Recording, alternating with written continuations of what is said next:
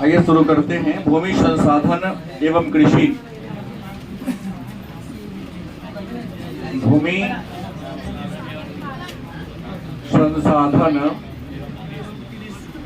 एवं कृषि।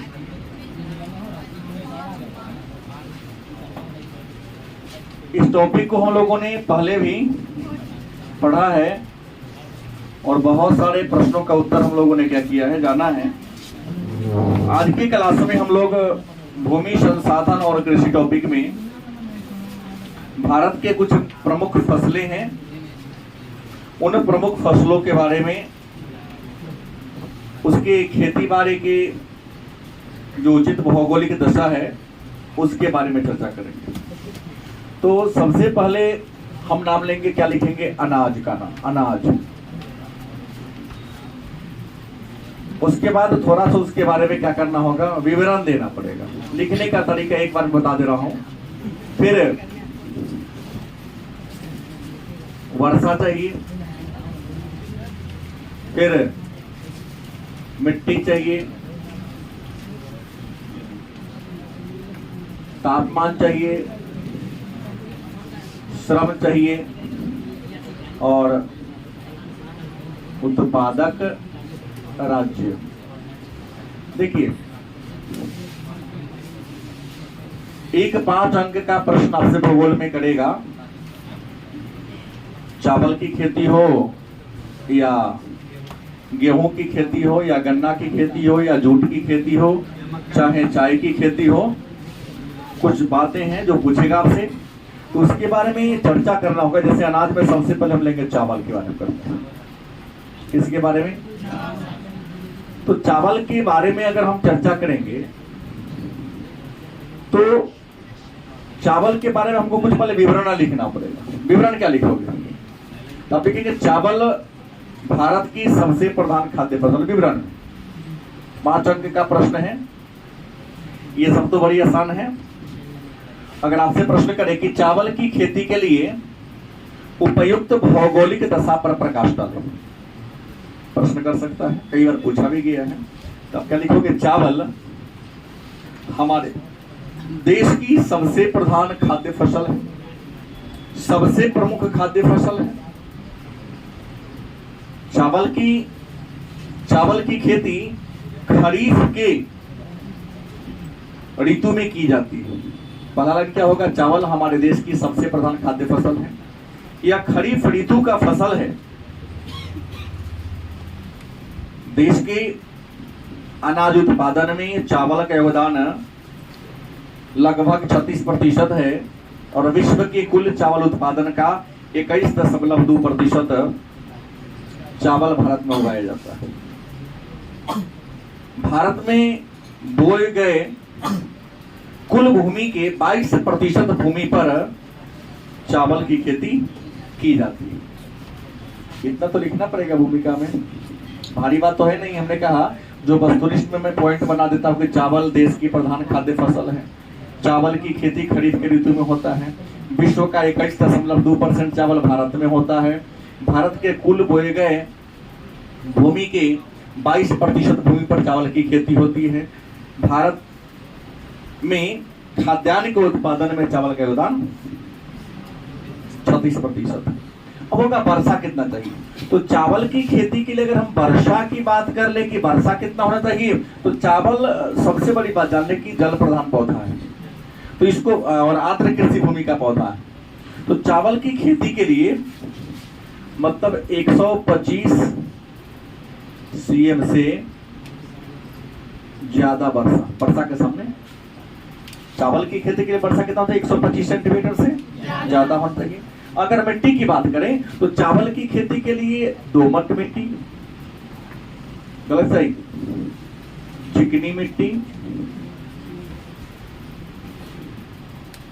दोमट और चिकनी मिट्टी चावल की खेती के लिए उपयुक्त मानी जाती है। तापमान की बात करें तो चावल की खेती के लिए और एवरेज तापमान की अगर बात करें तो 20 से 25 डिग्री चलेगा। कितना? चावल की अच्छी पैदावार के लिए टेम्परेचर की बात हो तो 20 डिग्री सेंटीग्रेड से 25 डिग्री सेंटीग्रेड तक अच्छी अगर तापमान रहे तो चावल का पैदावार क्या होगा? अच्छा होगा। अगर लेबर की बात करें, श्रम की बात करें, तो प्रचुर मात्रा में लेबर क्या चाहिए? प्रचुर मात्रा में, लेकिन कैसा हो? सस्ता हो, प्रचुर मात्रा में मिले। क्योंकि रोपने के लिए, निकौनी करने के लिए, मतलब उसको कटाई करने के लिए, पुनः भंडारण के समय बड़े पैमाने पर लेबर की जरूरत होती है। तो लेबर सस्ता हो तो ज्यादा बेटर है। और उत्पादक राज्य की बात करें तो सबसे बड़ा उत्पादक राज्य है चावल का पश्चिम बंगाल। लेकिन पंजाब, हरियाणा, तमिलनाडु, आंध्र प्रदेश, उत्तर प्रदेश, बिहार, इन राज्यों में भी चावल की पैदावार गलत सही, मतलब चावल का सबसे बड़ा उत्पादक राज्य कौन है? लेकिन पश्चिम बंगाल के अतिरिक्त, मतलब अलावे पंजाब, हरियाणा, तमिलनाडु, आंध्र प्रदेश, बिहार, उत्तर प्रदेश, और आप लोगों को शायद पता है कि कृष्णा गोदावरी डेल्टा को चावल का कटोरा कहा जाता है। कृष्णा गोदावरी डेल्टा को आंध्र प्रदेश में ही पड़ता है ना। चावल को जान लिए तो दूसरा हम क्या जानेंगे? गेहूं को जानेंगे। क्या जानेंगे? गेहूं। भारी बात नहीं है। अब यहां व्याख्या करना होगा, व्याख्या में क्या लिखोगे? अगर आपसे पूछे 5 नंबर का प्रश्न कि गेहूं की खेती के लिए उपयुक्त भौगोलिक दशा पर प्रकाश डालें, या वर्णन करें, या गेहूं की खेती के लिए भौगोलिक दशाओं को लिखें, तो प्रश्न का उत्तर भारी नहीं है। बस यहाँ पहले विवरण में कुछ देना पड़ेगा ना, क्योंकि 5 अंक का प्रश्न है। ये तो सब आसान है, 2-2 शब्द में लिख देना है, लेकिन हमने शब्द लिखा, आपको लाइन बनाना पड़ेगा। तापमान लिखे डैश, चावल की अच्छी पैदावार के तापमान 20 डिग्री से 25 डिग्री सेंटीग्रेड अगर हो तो उचित मानी जाती है। 2 लाइन बन जाएगा ना इसमें, हर का 2 लाइन बना सकते हैं आप लोग। तो प्रश्न है कि गेहूं की खेती के लिए उपयुक्त भौगोलिक दशा को लिखिए, तो पहले का लाइन क्या लिखाएगा? गेहूं में। तो गेहूं भारत का दूसरा प्रधान खाद्य फसल है, क्योंकि आप लोग भोजन में सबसे अधिक चावल पसंद करते हैं, चावल के बाद रोटी। तो प्रश्न क्या होगा? पहले का लाइन क्या लिखोगे उत्तर में? कि गेहूं हमारे देश का, और हमारे देश का नाम क्या है? भारत, माने भारत, भारतीयों का दूसरा प्रधान खाद्य फसल है। गलत कि सही? चावल के उत्पादन में अमेरिका और चीन के, सॉरी, गेहूं के उत्पादन में अमेरिका और चीन के बाद भारत का तीसरा स्थान है। तीसरा लाइन, गेहूं रबी के ऋतु का प्रधान फसल है, जो आप जान रहे हो पहले से। गेहूं रबी के ऋतु का प्रधान फसल है। अगला लाइन लिखेंगे कि गेहूं शुष्क कृषि भूमि का पौधा है, क्योंकि मैंने बोला है कि इसकी खेती के लिए वर्षा 75 सेंटीमीटर से क्या होना चाहिए? कम होना चाहिए। तो हमारी बात समझ में आ रही है? क्या हमने कहा कि गेहूं हमारे देश का दूसरा प्रधान खाद्य फसल है। गलत कि सही? यह रबी के मौसम का फसल है। गलत कि सही? रबी के मौसम का फसल है। अमेरिका और चीन के बाद भारत का गेहूं के उत्पादन में तीसरा स्थान है। भारत के कुल कृषियों के भूमि के लगभग 16% भूमि पर गेहूं की खेती की जाती है, सॉरी 27% पर। और खाद्यान्न के उत्पादन में, भारत में जितना भी खाद्यान्न अनाज का उत्पादन होता है, तो अनाज के उत्पादन में 16% इसका योगदान। अब होगी, विवरण में बन गया। अब कोई भी खेती होगी तो पानी तो चाहिए, बिना सिंचाई की खेती संभव है। तो वर्षा कितना होना चाहिए? तो मैंने सीधा कल ही पिछले क्लास में कहा था कि शुष्क है, तो यहां दे सकते हैं कि वर्षा 25 सेंटीमीटर से 100 सेंटीमीटर के बीच होना चाहिए। 25 पर कब चल गया, मतलब 75 से कम है। 100 चल गया तो नुकसान। तो 25 से 100 सेंटीमीटर के बीच इसके पास क्या होना चाहिए? वर्षा होना चाहिए। वर्षा के बाद क्या है? मिट्टी। भाई मिट्टी तो सभी जान रहा है, किसान के बाल बच्चे आप लोग हैं। मिट्टी अगर दोमट हो, क्या जी, चिकनी हो, ज्यादा अच्छा है।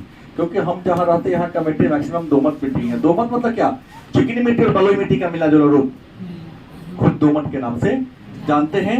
अगर तापमान की बात कर दें तो 10 डिग्री से है, तो यहाँ ज्यादा बुआई के समय अलग और वृद्धि के समय अलग, लेकिन एवरेज इसकी हम बात करके चलते हैं तो 10 डिग्री सेंटीग्रेड से 20 डिग्री सेंटीग्रेड के बीच टेम्परेचर हो तो गेहूं का पैदावार क्या होगा, अच्छा होगा।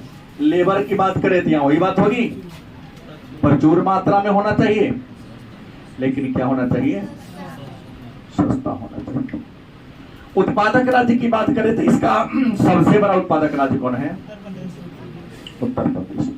गेहूं का सबसे बड़ा उत्पादक राज्य कौन है, लेकिन इसके अलावे पंजाब, हरियाणा, बिहार, तमिलनाडु, पश्चिम बंगाल, आंध्र प्रदेश, इन राज्यों में भी गेहूं की पैदावार होती है, लेकिन सबसे अधिक कहां है, उत्तर प्रदेश। कोई दिक्कत नहीं। अब आएगा क्या, ज्वार के बारे में। तीसरा क्या आएगा, ज्वार। अब तो हमारे माननीय प्रधानमंत्री महोदय ये मोटा अनाज है, मोटे अनाज के बढ़ावा देने की बात कर रहे हैं। तो सबसे पहला बात जानना है कि ज्वार है क्या। तो हमने कहा कि ज्वार खरीफ के मौसम में उगाया जाने वाला एक खाद्य फसल है। याद होगा जब कृषि हम पढ़ा रहे थे, चर्चा किए थे कि रबी का कौन है, खरीफ का कौन है। ज्वार खरीफ के मौसम में उगाया जाने वाला एक खाद्य फसल है, और गेहूं और चावल और गेहूं के बाद ज्वार भारत का तीसरा प्रधान खाद्य फसल है। क्योंकि तंदूरी जो रोटी खाते हैं उनसे गेहूं का रोटी थोड़ी ना है, वो ज्वार बाजरा का ही रोटी है। वो तीसरा प्रमुख खाद्य फसल है। ज्वार शुष्क जलवायु प्रदेश का, मतलब उन क्षेत्रों में इसकी खेती होती है जहां वर्षा 75 सेंटीमीटर से कम होता है। अब ज्वार की खेती के लिए अगर हम वर्षा की बात करें तो बड़ी आसान होगा, 25 से 75 सेंटीमीटर वर्षा होना चाहिए। मिट्टी की बात करें तो मिट्टी तो भाई सीधा चलेगा, दोमट एंड चिकनी मिट्टी होनी चाहिए। तापमान की बात करें तो इसके लिए तापमान 27 डिग्री से 32 डिग्री सेंटीग्रेड तापमान होना चाहिए। लेबर यहां भी होगा, प्रचुर मात्रा में लेबर होना चाहिए। लेबर क्या हो, प्रचुर मात्रा में लेबर उपलब्ध होना चाहिए। अगर उत्पादक की बात करें कि भारत में कौन सा राज्य इसका ज्यादा उत्पादन करता है तो महाराष्ट्र, गुजरात, अभी बोले सकते हैं महाराष्ट्र सबसे ज्यादा है, क्योंकि महाराष्ट्र में मैक्सिमम लोग ज्वार की ही रोटी खाता है। लेकिन इसका ऐसा नहीं कि बिहार में नहीं होता है, लेकिन यहाँ सबसे ज्यादा की बात करें तो आप किसका नाम लोगे, महाराष्ट्र की बात लोगे। ज्वार के बाद लेते हैं बाजरा की। किसकी लेते हैं, बाजरा की बात करें। बाजरा क्या है तो पहले व्याख्या 4 लाइन में कर देना है कि बाजरा, पहले का लाइन, बाजरा क्या है तो खरीफ के मौसम में या खरीफ के ऋतु में उगाया जाने वाला एक खाद्य फसल है। बाजरा खरीफ के मौसम में उगाया जाने वाला क्या है, एक खाद्य फसल है। इसको हमको यहां लिखना चाहिए था, नहीं, हाँ, तो बाजरा के बारे में पूछे तो बाजरा खरीफ के मौसम में उगाया जाने वाला एक फसल है। दूसरा लाइन, बाजरा शुष्क कृषि का एक फसल है।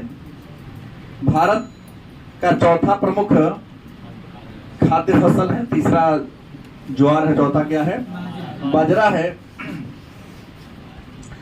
जहां दक्षिण भारत में इसे रबी के मौसम में उगाया जाता है, वहीं उत्तर भारत में खरीफ के ऋतु में उगाया जाता है। भारत के कुल अनाज के उत्पादन में बाजरा का योगदान 4 से 5%। अब सवाल है तो इसके लिए वर्षा कैसा होना चाहिए, तो वर्षा तो मैंने ऑलरेडी कह दिया कम होना चाहिए, और इसके लिए वर्षा लिखा है 30 से 50 सेंटीमीटर वर्षा चाहिए। मिट्टी दक्षिण भारत है, दक्षिण भारत में दोमट मिट्टी कम है, यहाँ चलेगा चिकनी एंड काली, दोनों चलेगा। अगर तापमान की बात करें, तापमान कितना होना चाहिए, तो 20 डिग्री से कितना 30 डिग्री सेंटीग्रेड के बीच होना चाहिए। लेबर प्रचुर मात्रा में होना चाहिए, और इसका भी सबसे बड़ा उत्पादक राज्य कौन है, महाराष्ट्र। महाराष्ट्र। तो हमने 4 अनाज के बारे में जान लिया। अब ऐसे ही अगर आपसे पूछते मक्का के बारे में, मक्का के बारे में 2 लाइन बता दीजिए। क्या लिखेंगे, मक्का हमारे भारत की एक प्रमुख खाद्य फसल, प्रधान नहीं है लेकिन प्रमुख है। हालांकि आज मक्का का उपयोग पशु के चारा के रूप में किया जा रहा है। मक्का का उपयोग आज पशु के चारा के रूप में किया जा रहा है। मक्का एक मोटा अनाज है। मक्का ऐसा फसल है जिसे कृषि के तीनों ऋतु में, रबी के समय भी, खरीफ के समय भी और जायद के समय भी उगाया जाता है। मक्का से शराब बनता है, क्योंकि मक्का में स्टार्च बहुत ज्यादा होता है। और मक्का का उपयोग वनस्पति तेल, जिसको हम सब्जी में मिला के खाते हो, तो मक्का से भी तेल बनता है। आने वाले दिनों में मक्का से चीनी बनेगा। मक्का से क्या बनेगा, चीनी। ऐसा हमारे कृषि वैज्ञानिक लोग काम कर रहे हैं, क्योंकि गन्ना तो वार्षिक पौधा है और मक्का में कुछ उसके डीएनए में चेंज करेगा, ताकि मक्का तो सालों भर होगा। इससे गन्ना मिल को कच्चे माल की आपूर्ति सालों भर बनी रहेगी और घाटा से क्या होगा, मुक्त होगा, बाहर निकलेगा वो। तो मक्का हमारे देश का प्रधान खाद्य फसल है। भोजन भारत का 5वां प्रमुख अनाज है। नहीं, यह एक मोटा अनाज है। गलत सही आपको बता दें, इसका उपयोग खाद्यान्न के साथ साथ पशु चारा के रूप में किया जाता है। इससे शराब बनता है, इसमें स्टार्च की मात्रा होती है और इससे वनस्पति तेल भी बनाया जाता है। अब वर्षा, तो मक्का पे ठीक ठाक वर्षा होना चाहिए। मक्का की अच्छी अगर पैदावार करना हो आपको, तो 50 से 75 सेंटीमीटर वर्षा में काम चल जाएगा। लाल मिट्टी और काली मिट्टी, लाल मिट्टी और काली मिट्टी, इस पर जलोढ़ मिट्टी, कौन मिट्टी, जल के द्वारा ढुलकाकर लाएगा। जलोढ़ मिट्टी को हम बाहित मिट्टी के नाम से भी, जलोढ़ मिट्टी इसकी खेती के लिए अच्छी मानी जाती है। अगर नहीं, रेगुर मिट्टी कहते हैं काली को, जलोढ़ मिट्टी कहते हैं दोमटे है एक प्रकार का। नदी के द्वारा जो मिट्टी को बहा कर लाया जाता है, उसी मिट्टी को हम जलोढ़, जल के द्वारा लुढ़का कर लाया गया, इसको हम बाहित मिट्टी के नाम से भी जानते हैं। इसमें ह्यूमस की मात्रा ज्यादा होती है, इसलिए पैदावार अच्छा होता है। तो जलोढ़ मिट्टी अच्छी मानी जाती है। अगर बात करें टेम्परेचर की, तो मक्का की अच्छी पैदावार के लिए 21 से 27 डिग्री सेंटीग्रेड लेबर में यहाँ प्रचुर मात्रा होना चाहिए। और सबसे बड़ा उत्पादक राज्य की बात करें, तो मक्का का सबसे बड़ा उत्पादक राज्य कर्नाटक। कौन है, कर्नाटक। कोई दिक्कत, दलहनी फसल को छोड़ दिया जाए। अब लिया जाए किसके बारे में, कपास के बारे में। छठा किसके बारे में, अगर आपसे पूछे कि कपास की खेती के लिए उपयुक्त भौगोलिक दशा पर प्रकाश डालें, तो एक बात याद रखें कि सबसे पहले मैं बार बार बोल रहा हूं, क्या बोल रहा हूं, कि आपको व्याख्या करनी होगी, इसके बारे में कुछ विवरण देना होगा। विवरण क्या देंगे, तो कपास एक रेशेदार फसल है। कपास क्या है, रेशेदार फसल है। इस लाइन में कोई दिक्कत नहीं होनी चाहिए, गलत से। और यह कपड़ा मिल का, सूती वस्त्र मिल का कच्चा माल है। कपास एक रेशेदार फसल है और यह सूती कपड़ा मिल का कच्चा माल है। गलत सही। दूसरी तीसरी लाइन लिख देंगे, कपास खड़ी ऋतु का फसल है। कपास एक नगदी फसल भी है, नगद रुपया मिलता है ना इसे। इसको हम व्यवसायिक फसल भी कह सकते हैं और रोपण फसल भी कह सकते हैं। तो अपने मन से प्रश्न जोड़ना है, लाइन जोड़ना है ना कि कपास एक रेशेदार फसल है, सूती वस्त्र मिल का कच्चा माल है, कपास एक नकदी फसल है, कपास एक व्यवसायिक फसल है, गलत सही। और भारत के अर्धशुष्क प्रदेश में कपास की खेती कहाँ होती है? अर्धशुष्क प्रदेश में होती है। वर्षा की बात करें, एक बात रखिएगा, कपास के लिए वर्षा 50 से 75 सेंटीमीटर। और कपास की अच्छी खेती के लिए मिट्टी कैसे होनी चाहिए? काली मिट्टी होनी चाहिए। कैसी मिट्टी होनी चाहिए? काली मिट्टी होनी चाहिए। टेम्परेचर की बात करें तो 20 डिग्री से 30 डिग्री सेंटीग्रेड। श्रम प्रचुर मात्रा में होना चाहिए। नंबर 1 कौन है? गुजरात। और सेकेंड कौन है? महाराष्ट्र। नंबर 1 कौन है? गुजरात। और सेकेंड कौन है? महाराष्ट्र।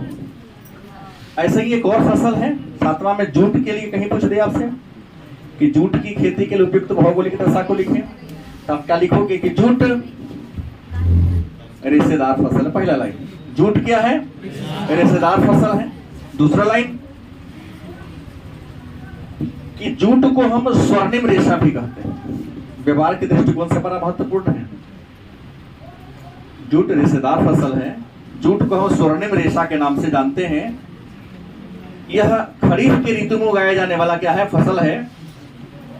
इसका उपयोग टाट बनाने में, त्रिपाल बनाने में, गलीचा बनाने में, रस्सी बनाने में, सुतरी बनाने में, मोमजामा बनाने में और साड़ी उद्योग में भी इसका उपयोग किया जाता है।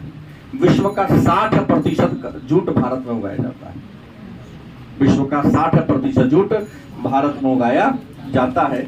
तो फिर प्रश्न होगा कि विश्व का 60% है तो जूट की खेती के लिए वर्षा कितनी हो जाती है? इसको पानी ज्यादा दे लीजिएगा, क्योंकि इसके बारे में बचपन में भूगोल बुझाया जाता था।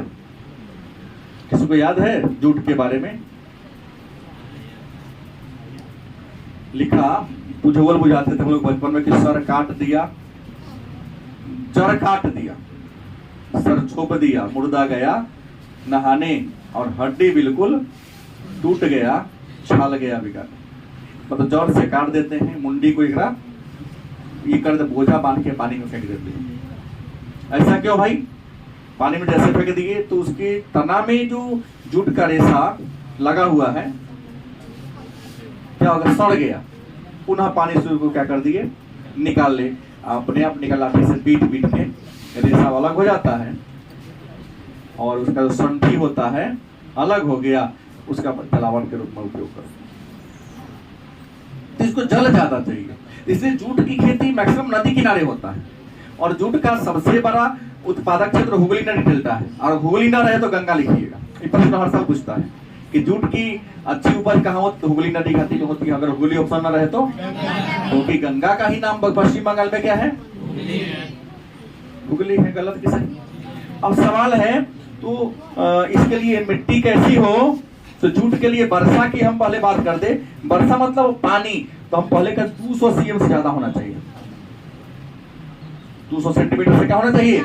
ज्यादा होना चाहिए। मिट्टी तो जलोढ़। कैसी मिट्टी? जलोढ़ मिट्टी। तापमान की बात करें तो तापमान 25 से 35, 25 डिग्री से 35 डिग्री सेंटीग्रेड। लेबर प्रचुर मात्रा में हो। और पश्चिम बंगाल, वेस्ट बंगाल नंबर 1 है, बिहार नंबर 2 है और असम नंबर 3 है। पश्चिम बंगाल का सबसे बड़ा जूट का सबसे बड़ा उत्पादक राज्य सेकेंड, और थर्ड कौन है? असम। जूट के बाद एक और चर्चा कर लेते हैं किसके बारे में? गन्ना के बारे में। हमको नहीं लगता गन्ना के बारे में को नहीं लिखेगा, सब लिख देगा। पूछेगा गन्ना की खेती के लिए उपयुक्त भौगोलिक दशा को लिखो। तो पहले का लाइन क्या होगा? गन्ना भारत की एक व्यावसायिक फसल या नगदी फसल है। गन्ना भारत की क्या है? एक नगदी फसल है या एक व्यावसायिक फसल है। कोई दिक्कत? गन्ना वार्षिक पौधा है। गन्ना कैसा पौधा है? क्योंकि वर्ष में कई बार होता है? एक बार होता है। और विश्व का सबसे बड़ा गन्ना उत्पादक भारत। गन्ना से चीनी के उत्पादन में सबसे बड़ा देश भारत है। विश्व का 35% गन्ना भारत में उगाया जाता है। गन्ना से चीनी, गन्ना से खार और गन्ना से गुड़ बनाया जाता है। इसके अलावा गन्ना से शराब और अल्कोहल का भी निर्माण होता है। न लिखा जाएगा। गन्ना एक व्यावसायिक फसल है, गन्ना एक नगदी फसल है, गन्ना वार्षिक फसल है। विश्व का 35% गन्ना भारत में होता है। गन्ना चीनी उद्योग का, अल्कोहल उद्योग का, शराब उद्योग का, गलत से हम तो कह रहे हैं गन्ना के जो सीटी है उससे कागज भी बनता है, जितना कूट भी बना देता है। जितना भी मार्केट में आपको टेबल मिल रहा है, आप लोगों का रेडीमेड टेबल, वो सब गन्ना के जो खोई होता है ना, सीटी उसी से बनता है। जितना बोर्ड वोर्ड बन रहा है मार्केट में आज, सब उसी का बनना है। हम कहोगे सर भरोसा कैसे आप कर लूं, तो भरोसा करने के लिए मैं नहीं कह रहा हूँ। आप आराम से उसको टेबल को ले जाकर 10 दिन कहाँ छोड़ दीजिए पानी में, इतना पतला इतना मोटा हो जाएगा। और जब मोटा होगा देखना गन्ना का सीटी निकलेगा होगा।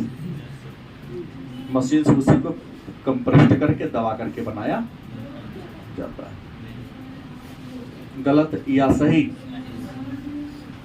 आगे चर्चा करो। तो गन्ना के बारे में तो लिखिए दीजिएगा कि ना लिखाएगा। अब वर्षा की बात करें तो भाई लिखा था कि गन्ना के लिए पानी ज्यादा चाहिए। तो गन्ना के लिए 150 से 200 सेंटीमीटर वर्षा होना चाहिए। मिट्टी की बात करें तो जलोढ़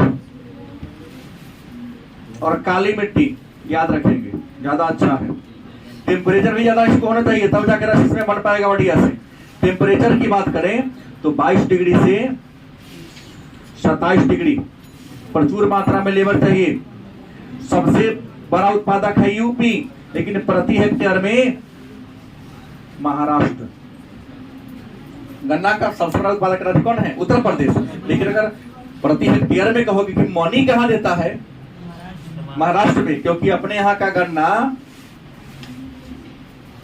लकड़ी के तरह होता है, लगता है कि इकड़ी की तरह है। महाराष्ट्र का गन्ना बांस होता है, एक बार में मुंह में आप नहीं घुसा सकते। और हम लोग गन्ना खरीद लिए, पूरा दांत से चीर के खा गए। उतना बार आपका मुंह खुलेगा ही नहीं कि आप 4 खंड में चीरना होगा तब मुंह से छिल के खा पाओगे। तो वहां के गन्ना में चीनी की मात्रा भी क्या है? ज्यादा है। गन्ना के बाद 2 चीज और जान लेते हैं। एक जान लेते हैं 9 में चाय के बारे में। व्याख्या कीजिए चाय के बारे में। ये तो पहले का लाइन आप में से मैक्सिमम बच्चा जान रहा है, रोटी दो चाहे ना दो चाय जरूर दो। अंग्रेजों ने क्या लत लगा दिया, क्या जी? चाय हमारे भारत का ही नहीं, विश्व का सबसे प्रधान और प्रमुख पेय पदार्थ। संसार में सबसे लोकप्रिय पेय कौन चीज है? नहीं, भोरे उठने के बाद कथी नाम है तोहर? सुहानी। चुपो नहीं पीते साथ में। ए सुमन, इसके मम्मी से बात करा दे। सर आप ये पूछ लीजिए ना, गिलास में लेती है तू। हम पीवे नहीं करते हैं। पानी लोग नहीं पीता है भोरे भोरे, हाँ चाय पीता है। हमने इसलिए कहा कि विश्व में सबसे ज्यादा, विश्व का सबसे प्रधान और प्रमुख पेय फसल क्या है? चाय। विश्व का छोरो, अपने भारत तक है सबसे ज्यादा है। दूसरा का लाइन, पहला लाइन क्या लिखोगे कि चाय विश्व का सबसे प्रधान पेय फसल है, ये लाइन। दूसरा, चाय एक बागानी फसल है, तो इसको बाग बगीचा के रूप में क्या करते हैं? लगाते हैं। चीन के बाद भारत चाय का दूसरा सबसे बड़ा उत्पादक देश है। लेकिन याद रखो, विश्व का सबसे बड़ा उपभोक्ता चाय का इंडिया है, और विश्व का सबसे बड़ा निर्यातक ना भाई श्रीलंका है।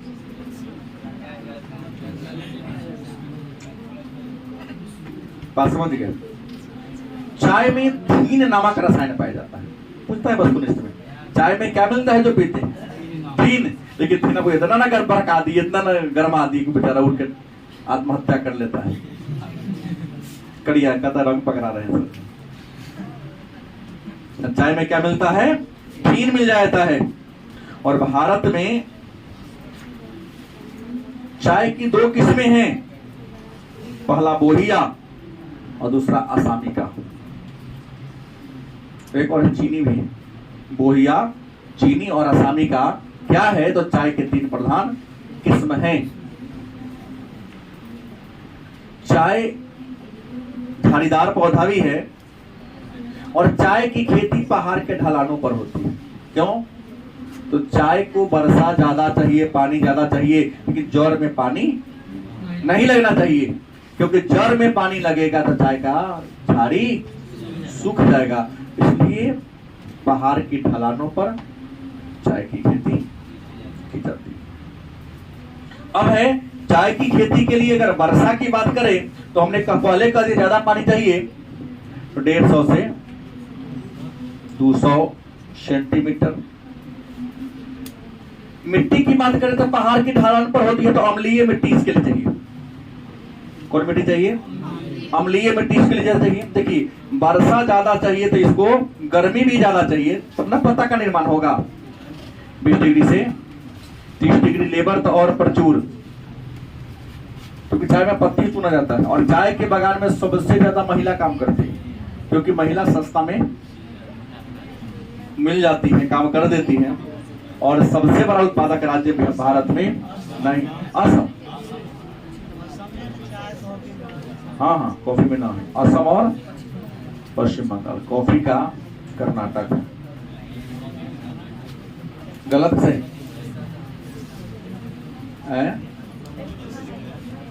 यहाँ चाय है फेमस। 10 की बात करें तो कॉफी तो ले लेता हूं। देखो, कॉफी अंग्रेजी शब्द है, इसको हिंदी में क्या कहते हैं? कहवा। क्या कहते हैं? कहवा या कॉफी की खेती के लिए उपयुक्त भौगोलिक दशा पर प्रकाश डाले। आप क्या लिखोगे? कहवा मतलब कॉफी। हमारे देश की दूसरी प्रमुख पेय फसल है, या विश्व की दूसरी प्रमुख पेय फसल है। यह एक रोपण फसल है। यह उष्णकटिबंधीय क्षेत्र का फसल है। कहवा का बीज होता है, जिसको भून कर पीस कर तैयार किया जाता है। कहवा का बीज को ये करते हैं। कहवा की खेती केला के बागान में की जाती है, क्योंकि कहवा का धूप चाहिए, लेकिन डायरेक्ट धूप मिलेगा तो फसल बर्बाद हो जाएगा। इसलिए केला के छांव में बड़े बड़े पत्ता जो चीज पौधा का होता है ना, पेड़ का, उसके छांव में लगाया जाता है। कहवा की भारत में 3 किस्में हैं। चीन का जो 3 वो है चाय का, वैसे ही कहवा की कितना किस्में हैं? 3। अरेबिका, रोबस्ता और लिबेरिका। अरेबिका, रोबस्ता और लिबेरिका, ये कॉफी का 3 किस्म है। हालांकि भारतीय मूल का कॉफी नहीं है, इसको ब्राजील से लाया गया है। किस मूल का है? ब्राजील का है। भारत में मुख्य रूप से अरेबिका किस्म का कहवा उगाया जाता है। संसार का 7वां बड़ा कहवा उत्पादक देश भारत है। विश्व का पहला है ब्राजील। और भारत का कर्नाटक राज्य कहवा का सबसे बड़ा क्या करता है? उत्पादन करता है। लेकिन भारत का कहवा अपने मधुर स्वाद के लिए विश्व में क्या है? विख्यात है। इसलिए भारत के कहवा को मधुर कहवा के नाम से जाना जाता है। ये भारत की प्रमुख कृषि है। बाकी इसमें आता है हरित क्रांति, तो चर्चा पहले ही कर चुका हूं। लेकिन एक बात आता है कि भारतीय कृषि की समस्या अगर आपसे पूछ दे कि भारत के कृषि की समस्या क्या है, तो बड़ी आसान होगा। तो भारतीय कृषि की सबसे बड़ी समस्या है अनियमित मानसून, जिसको इसने कहा मानसून की अनियमितता। क्योंकि भारत में किसान गरीब है और नहीं, असफलता को तो फिर काम कर पड़ा गया। अनियमितता ठीक है, असफलता मत हो गया, कभी ना आया। अनियमितता मत कभी पहले आ गया, कभी बाद में आया। यहाँ ये शब्द ज्यादा सुटेबल है। नहीं, मानसून और असफलता के बाद तो कोनो साल फसल होता, कोनो बात तो समय पर आ जाता है ना। तो मानसून की अनियमितता, भारत के किसान खेती बाड़ी के लिए मानसून पर निर्भर है, लेकिन भारत की मानसून क्या है? अनियमित है। कभी समय से और कभी समय के। पहले आता है तो बीज तैयार नहीं हुआ रहता है, अब बाद में आता है तो जो रोपा लोग ला देता है खेत में। भारत के कृषि को मानसून का जुआ कहते हैं। भारत की कृषि को क्या कहते हैं? मानसून का जुआ। क्योंकि मानसून अगर अच्छा रहेगा तो कृषि अच्छा रहेगी, और मानसून यदि खराब होगा तो कृषि भी क्या होती है?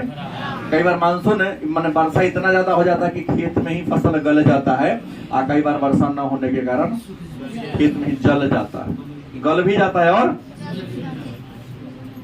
तो नील उत्पादकता, जहां विश्व के अन्य देशों की बात करोगे तो प्रति हेक्टेयर जितना चावल गेहूं जो उपजता है उसका बहुत कम इंडिया में है। भारत से 4 गुना 5 गुना ज्यादा प्रति हेक्टेयर उत्पादन जापान में है, जर्मनी में, अमेरिका में। तो यहाँ की उत्पादकता क्या है? कम है। उसके बाद वित्तीय संसाधन का अभाव है, किसान गरीब है, वर्षा पर निर्भर होते ही हैं, और उन्नत किस्म के बीज का यूज नहीं कर पाते हैं। कितना किसान तो आज भी अपना घरे में के बिया बो देता है, गलत सही। तो घर वाला होगा तो पैदावार क्या होगा? कम होगा। उसके बाद भूमि सुधारों की कमी, किसान अपने मिट्टी का जांच नहीं कराते हैं।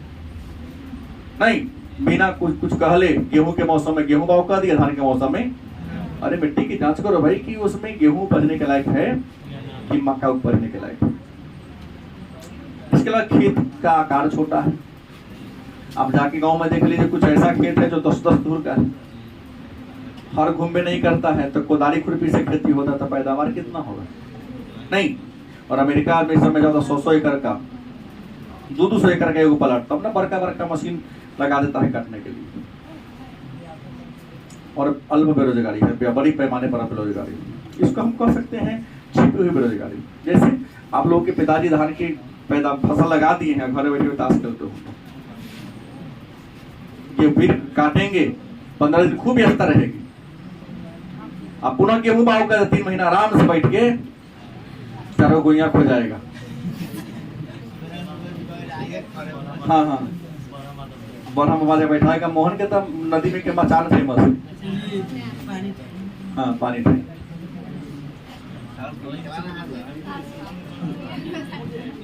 और कृषियों की भूमि का निम्नीकरण, हमारे यहाँ भारत में जो कृषि के लायक भूमि है, जमीन है, उसका निम्नीकरण हो गया है, गहीर होता जा रहा है। या तो पानी के कारण या ज्यादा खाद छिड़कने के कारण करवा रहा है। ये भारत की कृषि की क्या है? समस्या।